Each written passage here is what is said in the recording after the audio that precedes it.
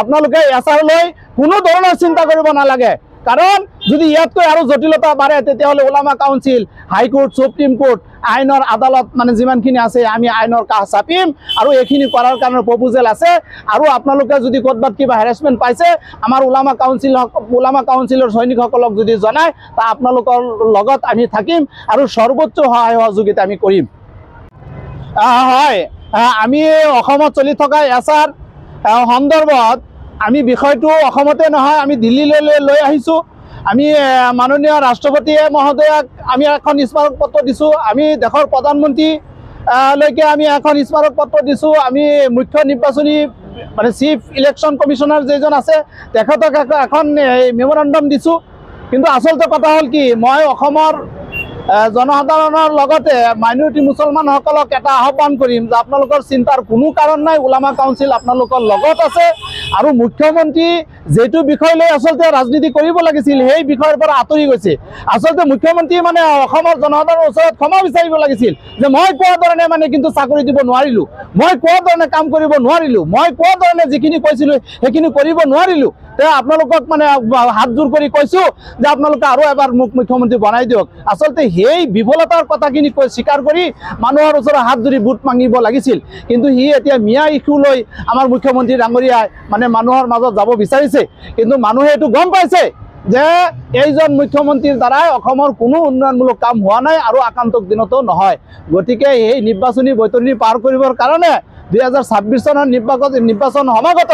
গতিকে মিয়া ইস্যু এটা উঠাই এছাৰৰ নামত হাৰাশাস্তি, ক'ৰবাত ৰিক্সাৱালা ভাড়াৰ নামত হাৰাশাস্তি, ক'ৰবাত এইটো জেহাত সেইটো জেহাত এইবিলাক নানান ধৰণৰ আবল তাবল বকি এতিয়া নিৰ্বাচনী বৈতৰণি পাৰ কৰিব বিচাৰিছে। কিন্তু মুখ্যমন্ত্ৰী মহোদয় আপোনাক আমি সকীয়াই দিছোঁ, ওলামা কাউন্সিলৰ পৰা আমি সকীয়াই দিছোঁ, আপুনি এইবিলাক মিয়া ৰাজনীতিক বাদ দি আচলতে অসমৰ উন্নয়ন লৈ ৰাজনীতি কৰক, আমিও আপোনাৰ লগত থাকিম।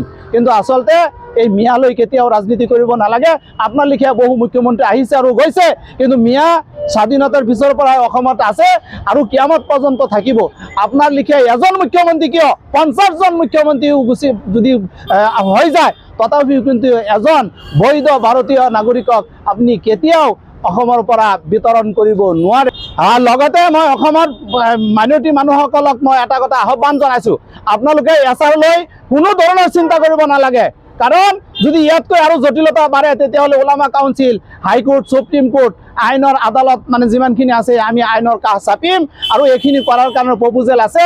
আৰু আপোনালোকে যদি ক'ৰবাত কিবা হেৰাছমেণ্ট পাইছে আমাৰ ওলামা কাউন্সিলৰ সৈনিকসকলক যদি জনায় তা আপোনালোকৰ লগত আমি থাকিম আৰু সৰ্বোচ্চ সহায় সহযোগিতা আমি কৰিম।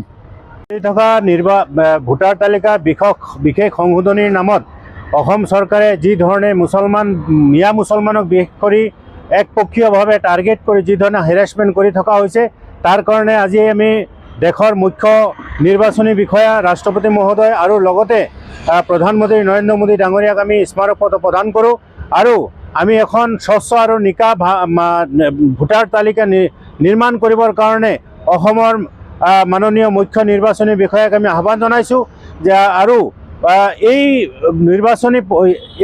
কাৰ্যসমূহৰ মাজত যিমানখিনি খেলিমেলি কৰিছে, বিশেষভাৱে যিসকল BLA তেওঁলোকে এজনে 10জনৰ নামতহে অভিযোগ কৰিব পাৰে, কিন্তু তাত দেখা গৈছে যে শ মানুহৰ বিৰুদ্ধে তেওঁলোকে অভিযোগ দিছে।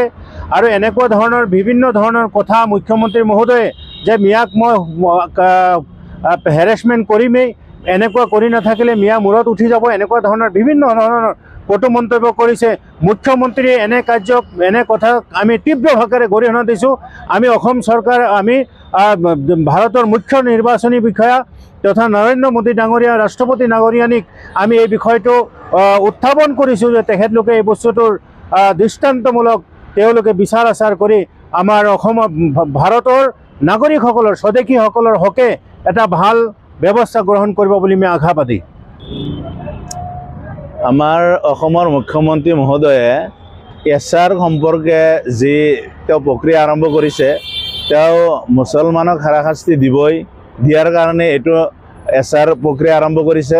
তাৰ মানেটো হৈছে চৰকাৰী পক্ষই যেটো বিজেপি চৰকাৰৰ যিবিলাক কৰ্মচাৰী আছে তেওঁলোকে BLO 1 হৈছে আৰু চৰকাৰে যেটো BLO 1 তেওঁলোকক BLO 1 BLO 2 যেটো চৰকাৰী BLO তেওঁলোকে নিজে 7 নম্বৰ ফৰ্ম ফিল আপ কৰি 100জন মানে নিজে ববীয়াকৈ চহী কৰি BLO টোক দিছে যাতে বহুতো মানুহক এজন মানুহে 10জনৰ ওপৰত 10জনকৈ তেওঁলোকে অভিযোগ দিছে তেওঁলোকে সন্দেহজনক নাগৰিক সেইকাৰণে এছাৰৰ ওপৰত এইখিনি হাৰাশাস্তি দিছে অকল বেছিভাগে 99% মুছলমানসকলকে এইটো অভিযুক্ত কৰিছে জিন্দা মানুহক মুৰ্দা বনাই দিছে মৃত বুলি ঘোষণা কৰিছে এনেকৈ এটা গাঁৱত 300জন 500জনকো বেছি তেওঁলোকে এছাৰ প্ৰক্ৰিয়াত তেওঁলোকে সন্দেহজনক নাগৰিকত্ব বনাইছে যে হোক আশা কৰোঁ মুছলমানক হাৰাশাস্তি দিছে যে চৰকাৰ তেওঁলোকৰ পতন হ'ব অসম চৰকাৰ তাৰ কাৰণে মুখ্যমন্ত্ৰীয়ে প্ৰত্যেক সমষ্টিত এনেকৈ কাৰ্যকলাপ কৰিছে প্ৰত্যেক সমষ্টিত 25,000তকৈ